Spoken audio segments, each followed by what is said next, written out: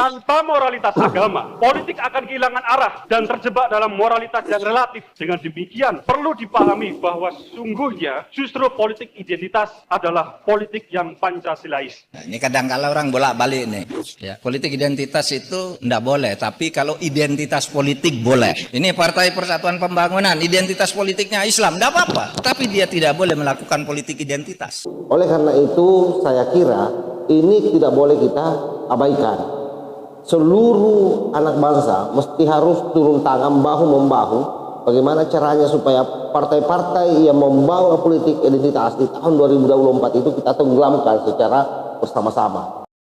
Yang waras tidak boleh mengalah terhadap mereka para pencuri agama yang menjadikan agama sebagai alat politik. Assalamualaikum warahmatullahi wabarakatuh. Om Swastiastu, Namo Buddhaya, salam kebajikan.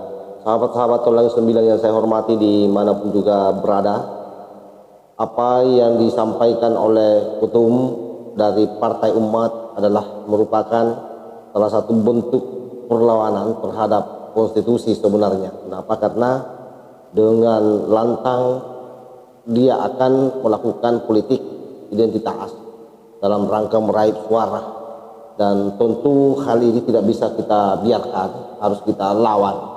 Bagaimanapun juga bahwa negara ini tidak boleh kalah dengan para pecundang yang memanfaatkan isu-isu agama untuk kepentingan politiknya. Coba kita lihat bagaimana tanggapan para tokoh terkait soal apa yang disampaikan oleh Ketua Umum dari Partai Umat ini. Sekalipun video ini sebenarnya diambil dari potongan-potongan pernyataan-pernyataan mulai dari Pak Jokowi, ada Pak Mahfud MD, ada juga Pak Fahri Hamzah, tetapi saya kira sangat kontekstual dengan apa yang terjadi hari ini, di mana dalam Rakernas Ketua Umum dari Partai Umat dengan tegas menyatakan bahwa tahun 2024 Partai Umat harus mendorong yang namanya politik identitas. Tanpa moralitas agama, politik akan kehilangan arah dan terjebak dalam moralitas yang relatif. Dengan demikian, perlu dipahami bahwa sungguhnya justru politik identitas adalah politik yang Pancasilais. Nah, ini kadang-kala orang bolak-balik nih.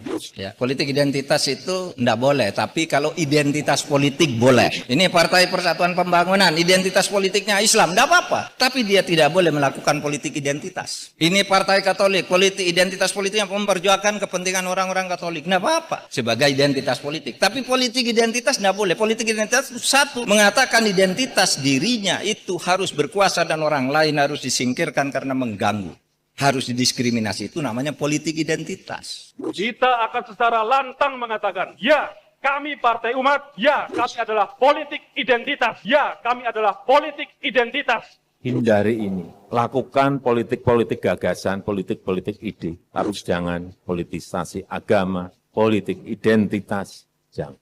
Politik identitas satu, mengatakan identitas dirinya itu harus berkuasa dan orang lain harus disingkirkan karena mengganggu, harus didiskriminasi. Itu namanya politik identitas. Nah, maka yang ingin kita cegah sebenarnya sekarang ini adalah identitas yang diskriminatif itu menjadi sebab bagi kita di dalam berpolitik ini. Misalnya kita mengatakan jangan pilih dia karena agamanya tidak sama dengan kita. Ini tidak boleh. Karena kita sudah masuk ke dalam keluarga besar negara bangsa. Sangat berbahaya bagi negara sebesar kita Indonesia yang sangat beragam. Kita harus peringatkan, kita harus ingatkan para aktor politik ini. Bermain-main dengan identitas agama sama saja menggiring bangsa ini ke dalam perpecahan. Kita akan secara lantang mengatakan, ya kami Partai Umat, ya kami adalah politik identitas, ya kami adalah politik identitas. Tetapi lalu mendiskriminasi. Apalagi sekarang lalu dimunculkan kalau mau menang, hai umat Islam pilih saya. Hai yang tidak Islam, nasionalis jangan pilih itu politik identitas. Jangan berikan ruang apapun pada ini, sangat berbahaya sekali. Ini bisa menjadi peluang pihak lain untuk memecah keutuhan kita sebagai sebuah bangsa. Partai Umat juga akan membangun perjuangan dari masjid. Masjid seharusnya menjadi pusat inkubasi ide dan menjadi titik nol sebuah perjuangan, termasuk di dalamnya jihad politik. Kita meyakini dan juga menyerukan semuanya pengurus masjid untuk tidak memfasilitasi upaya-upaya untuk menjadikan masjid itu sebagai tempat kampanye. Nah ini berbahaya, itu berbahaya sekali. Jadi tolong kampanye di tempat ibadah itu berbahaya sekali. Apa yang dilakukan oleh Partai Umat ini, saya kira mencoba mengulangi kesalahan fatal yang pernah dilakukan oleh Anies Baswedan pada saat Pilkada 2017 yang lalu. Dan pada momentum 2024, kenapa sampai hari ini kita berkeyakinan bahwa Anies Baswedan akan melakukan hal yang sama kembali, itu karena memang Anies Baswedan didukung oleh orang-orang yang memang memiliki tabiat untuk membawa agama masuk dalam kepentingan politik, menganggapnya bahwa dengan jumlah mayoritas masyarakat Islam yang ada di Indonesia itu dengan mudah mereka kapitalisasi untuk dijadikan pendukung. Oleh karena itu saya kira ini tidak boleh kita abaikan. Seluruh anak bangsa mesti harus turun tangan bahu membahu. Bagaimana caranya supaya partai-partai yang membawa politik identitas di tahun 2024 itu kita tenggelamkan secara bersama-sama. Sebab kalau ini dibiarkan secara terus-menerus, maka sama saja kita melakukan pembiaran terhadap hancurnya negara ini. Kita tahu bagaimana Timur Tengah. Kita tahu bagaimana negara-negara yang dulunya maju, kuat, seperti misalnya apa yang terjadi di Kuba, apa yang terjadi di Irak, semua luluh lantah hari ini itu efek dari politik identitas yang dibangun oleh para politisi-politisi lokal yang ada di sana yang ingin merebut kekuasaan. Apa yang terjadi hari ini, negara mereka luluh lantah.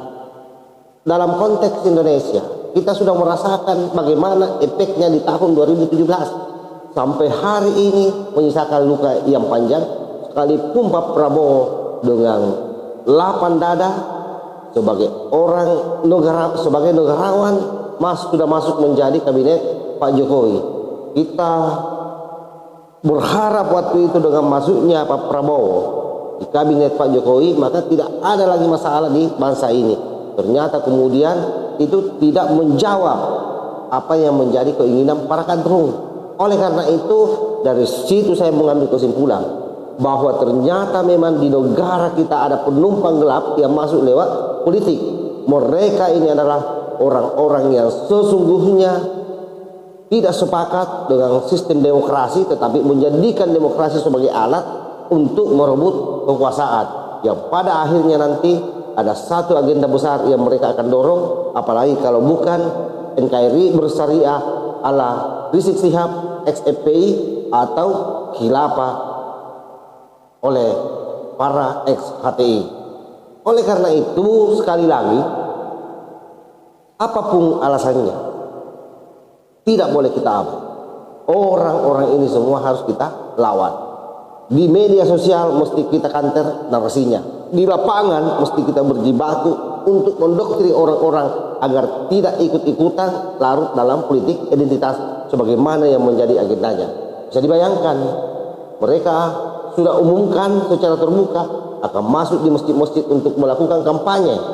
Nah, dia pikir mungkin hanya dirinya yang partai yang memakai, dia pikir mungkin hanya partainya yang berbasis Islam, padahal banyak juga partai lain yang berbasis Islam. Ada PKB di sana, ada P3, ada PKS, ada PAN, ada Perindo yang juga saya kira basisnya Islam. Kenapa saya bilang Perindo basisnya Islam? Karena di sana ada juga TGB.